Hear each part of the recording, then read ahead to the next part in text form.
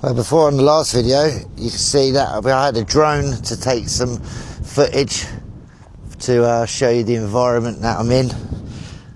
But me and Jessica went paddleboarding in some lake the other day, and the drone decided it would take itself for a little dunk and then realised it couldn't swim, so it's now 75 metres down at the bottom of the lake.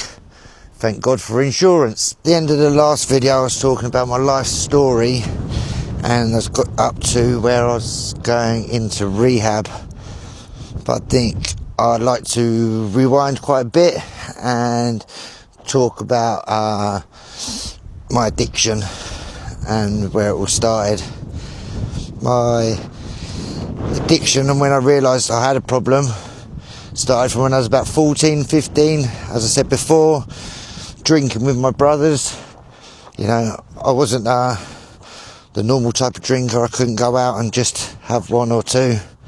My drinking always took me to blackout, and it was either waking up feeling like shit and starting and getting on it again, or I was waking up with a blue mattress stuck to the side of my face and in a room with no door handle. Always had to press the buzzer, always full of dread, thinking, what am I in here for? What have I done? You know, it could have been anything. And yeah, quite fearful really, because as I said, it could have been anything, and it could have been the day where I got took off to a court and ended up getting a big prison sentence. I knew I had addict traits, and I knew alcohol wasn't a good thing to be doing for blackouts, not remembering what I'd been doing. So the drugs I turned to, which made me more complex mentis, I think it is. So yeah, I was big going through the party, drugs, cocaine, this, that and the other. I hit the age of 30, which I got introduced to heroin and crack cocaine in a needle form, and there my life took a turn for the worst. Through my years of doing party drugs, I never ever thought that I would go down the route of being an intravenous user. The only reason I started using is I was introduced to it, as I said before, by a friend who sadly is no longer with us.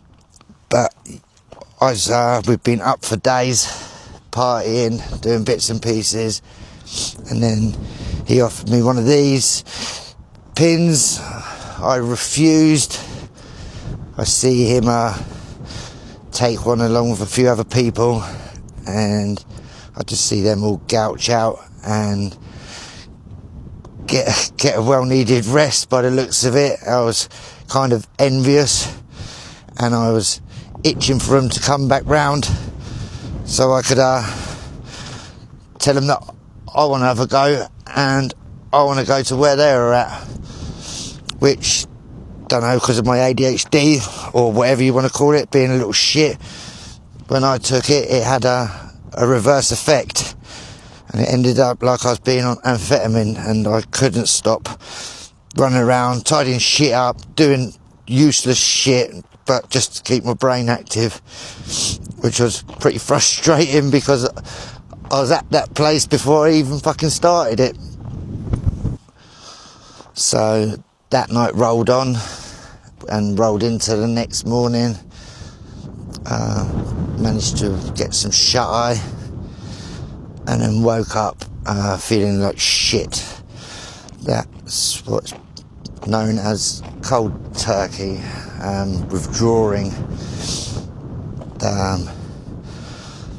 My pal said to me, do I want another one to make me feel better? Not thinking nothing about it, and I jumped in and had another go. See through the next day, into the third day, again, got on the gear again, which then rolled on into a 9-year using session.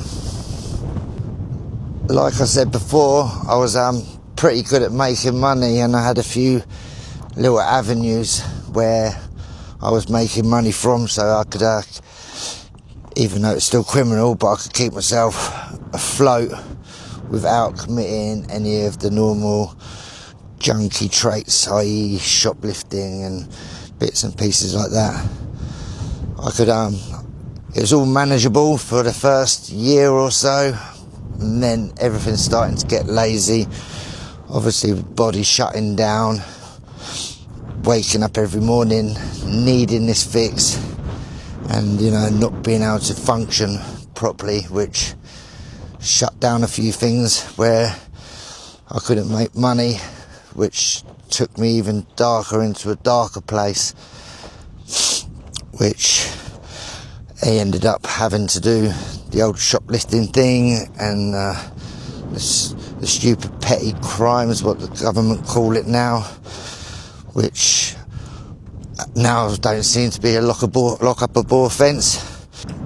This carried on for 4 or 5 years of my life, ducking and diving, being a night owl, just getting up to mischief just to get high. The money that's gone through my hands to supply this habit is sickening.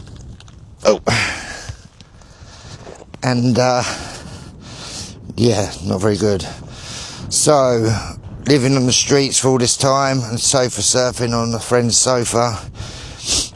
I used to go to a place in Worthing called St Clair's Day Centre, so I could shower, get breakfast, communicate with people, trying to sort my life out. At this place, I was made aware of a couple of like hostels and like an open rehab. So I went into a hostel, which didn't last too long. Then I was back out on the streets. After that, I went into a place called Selden Road, which is like an open rehab for homeless people trying to sort their shit out. So I went in there and give it a go, which went to shit. So then I was back on my mate's sofa. I best walk off this track because I'm going to end up breaking an ankle. Yeah, so back out onto the streets I was and sofa surfing. The second time I went into the place, I met up with who was my key worker at the time, Mr. Broom, who's an amazing man. He's become a very good friend in recovery. I always stop to go and see him and say hello and spread some inspiration to the people there. And there I met a girl called Double D, old Detox Donna, who I've got a lot to be grateful for, because she introduced me to the rooms of Cocaine Anonymous, which I was ducking and diving in and out, trying to find recovery, but not listening what was suggested, and basically white knuckle riding it. Then I got thrown out of that place again, and then back to the streets. After some time of ducking in and out of the rooms, being homeless, trying to get to a place where I wanted to be at, but trying to do it on my own terms, which never worked. So after a few more years of doing all this malarkey, I ended up obviously getting arrested for this murder, and that's actually when I fully committed and got to rehab. Actually get until I found recovery sturdily was, if you fully commit to this, there's a cast iron guarantee that you will never actually pick a drink or a drug up again. So if you do work it thoroughly and honestly, it is actually a cast iron guarantee that you will never pick a drink up or a drug up again. I've had quite a lot of ups and downs in my recovery, and not once have I ever felt an urge to pick up a substance to numb my brain. I'm trying to hide the sun behind the camera, but I didn't, and it's blinding. But yeah, being an addict or a recovering addict is quite an awesome thing, because it's an awesome journey, and in recovery you can accomplish so many things. But as some of you might know, I've cross-addicted at the very beginning, which I turned into a bit of a gym junkie. Then I turned into a bit of a workaholic junkie. But now it's all about bikes.